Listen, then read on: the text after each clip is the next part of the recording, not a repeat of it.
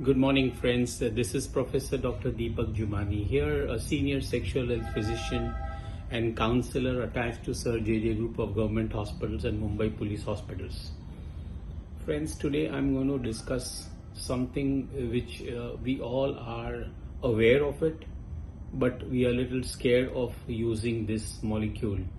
This is nothing else but the testosterone, which is, not, according to me, a double-edged sword, and when to use it and when not to use it is very important.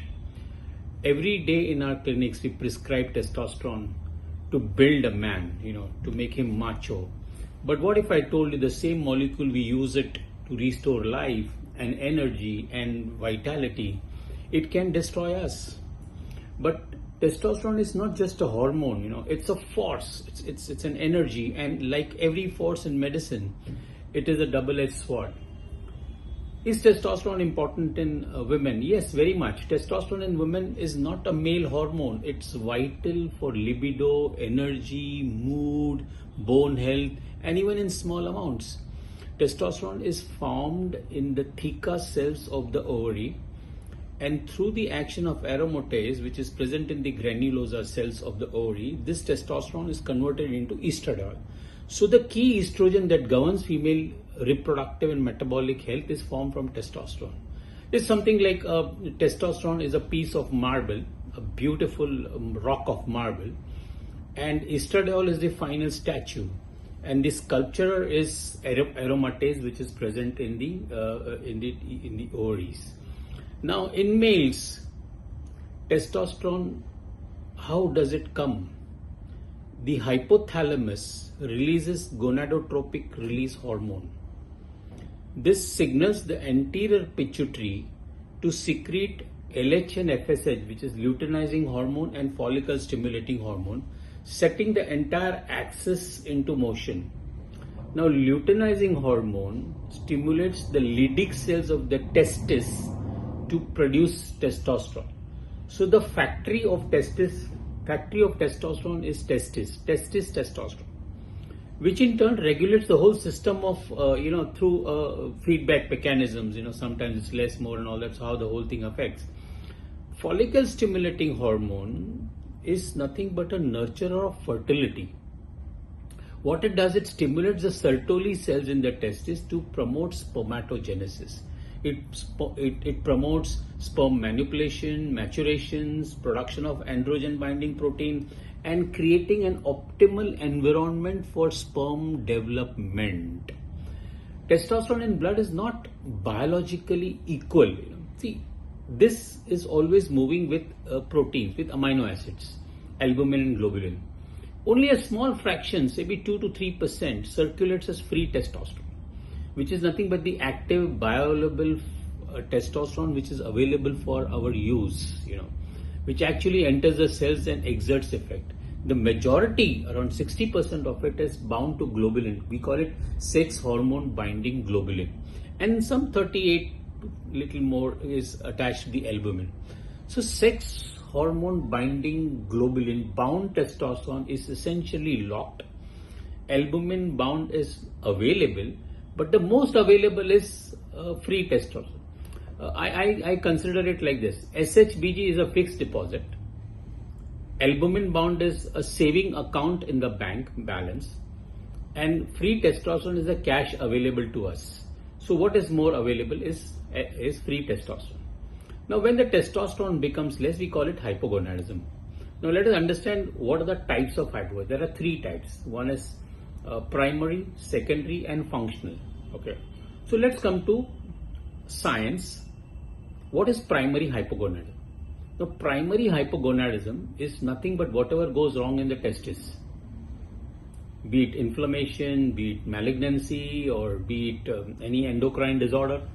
So if the testis becomes malfunctional, which we see in certain cases of orchitis, or certain patients who got chemotherapy or radiotherapy, certain hormonal conditions like Klinefelter syndrome. So when these patients come to us, what will be the blood picture? See, the testis is manufacturing testosterone, and that is malfunction, so there will be no testosterone or less testosterone. So the report shows less testosterone, But the higher levels, the pituitary and the hypothalamus are normal. So they will keep on producing LH and FSH. So the testosterone will be less, but FSH and LH will be higher. So this is how we consider to see the report and diagnose primary hypogonadism. Here in primary hypogonadism, just remember the factory of testis is gone for a strike or damage. Now let's come to what is secondary hypogonadism. Secondary hypogonadism is a central cause. It is something in the hypothalamus or pituitary. Now, what will be the blood picture like? Suppose something goes wrong in the pituitary, like say pituitary tumor or prolactin raised or maybe some chronic illnesses. So there will be, of course, less testosterone because the organ which is stimulating to form testosterone like luteinizing, it's not functioning. And also the FSH and LH will be less. So if you have a picture, a blood picture saying testosterone is low, FSH is low, LH is low, so you can consider it to be secondary hypogonadism. Now this is seen in pituitary tumors, hyperprolactinemia, chronic illnesses, etc. And here I call it the signaling is affected. And let's come to functional hypogonadism, which is the main thing which we need to understand when it comes to therapy, which we'll see in our day-to-day practice. This is an epidemic. This is functional hypogonadism, according to me, is a modern epidemic. Be it diabetic, obesity, sleep deprived, CSOM, and many other conditions you will find functional hypogonadism. What happens is this condition is reversible. Plus, remember, first it is reversible, and it does not have any structural suppression or any abnormalities in the whole axis. Hypothalamo, pituitary, testicular axis, there is nothing wrong in it. The system is intact, but suppressed. Now, why it is suppressed? It may be something erratic lifestyle or some environment. Here, the body is asking for some help. It is, I call it physiological protest. So, when we measure total testosterone alone, we may be seeing the quantity of the total testosterone, but not the availability. See, this total testosterone is globulin bound, albumin bound plus free testosterone. So if you do only total testosterone, this is very important, you will not get the amount of available testosterone which is free testosterone. So in conditions like obesity, diabetes, SHBG keep on changing, So a man may have a normal testosterone, but we don't know whether the tissues are functioning normal because the free testosterone is not available or may be available. We don't know that. So it is vital for us to understand one thing, that just total testosterone will not give us any diagnosis as to how do we treat it. So a free testosterone is very important. Total and free testosterone, and along with it, if you do SHBG, you will get a clear picture of what is happening in the gonadal in the hypothalamo, pituitary or gonadal axis. So this is very much important clinically. Now, when it comes to the philosophy of treatment, it should not be based on just one testosterone level. If you do one testosterone and start treatment, that's absolutely unethical. Do two different testosterone levels at a different, between a gap of 2 to 4 weeks. And you should align the therapy with the symptoms of the patients. And this symptom should be consistent. It should not be that aaj hua, kal nahi hai. Symptoms of erectile dysfunction, low desire, fatigue, etc. And also just see the levels of free testosterone and clinically assess the whole thing. Total testosterone tells you how much is in the bloodstream, but free testosterone tell you how much actually is working. Now, it's very simple to understand this. And now, how do we give testosterone? We have tablets, we have injections, testosterone undecathyonate. They are available as 25 milligram, 100 milligram, 250 milligram, even 750 and even 1 gram. So we have so much available, and it's also available in the gel form. It's not just pushing numbers, how much you want to push, that's not important to bring it into normal range. You should understand, you should restore the physiology and not create pathology. I have told you in the beginning that testosterone is a double-edged sword, which I'll discuss a little later. But yes, we need to make it at a normal physiological level in the clinical context, see how the symptoms have improved. If the symptoms have improved, don't have to give more testosterone. So it's something like that. Okay. So there is a science which has become emotional here. So emotion and science are all together.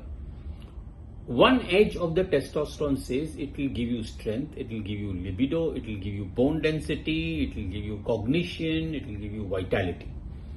But the other edge of the same sword says that it can, if you misuse it or overuse it, or you misunderstand how to give it, it can result in erythrocytosis, cardiovascular risk like heart failure, etc., prostatic issues, infertility, and behavior changes. The molecule is the same, but different outcomes have been seen. The difference is not in the drug, and difference in how we understand it and how we try to give it.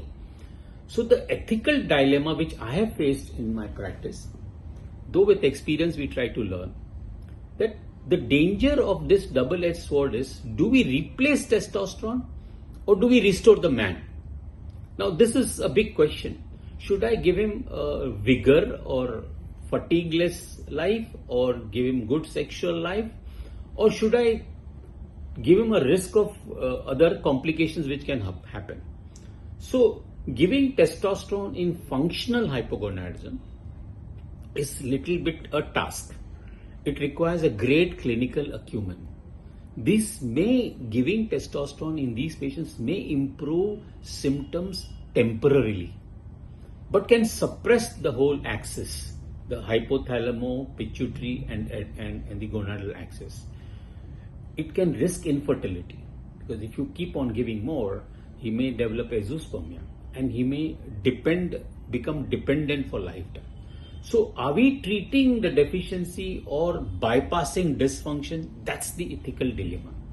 Now, when to use testosterone? Let's have a clear understanding. If a man has symptoms of sexual dysfunctions, like erectile dysfunctions, low desire, with consistently low testosterone, and it is confirmed that primary or organic secondary hypogonadism is not there, or there, whatever, you have to give it still with caution, because he may be having a desire for having a child, so fertility is still in his mind. But if he has untreated sleep apnea or high hematocrit values, prostatic cancer risk by seeing PSA, etc., so these patients you should avoid or give it with caution. Pure functional hypogonadism ideally does not need treatment. It needs lifestyle modifications, weight reductions and other things. Always confirm with 2 separate testosterone levels at an interval of 4 weeks. Monitor PSA, lipids and hematocrit. Counsel him for fertility, which can be suppressed, or maybe he may need it long time. So today the question is not should we give testosterone. The real question which I face and most of the endocrinologists face is that are we wise enough to know when not to give testosterone? There are certain absolute contraindications. Don't give it to patients who already got prostatic cancer or got a high risk of prostatic cancer or breast cancer. If the hematocrit value is more than 54%, he can be polycythemic and it can become worse. And also in uncomplicated severe heart failure, please don't give it. Or if he had a recent cardiovascular event, please don't give it.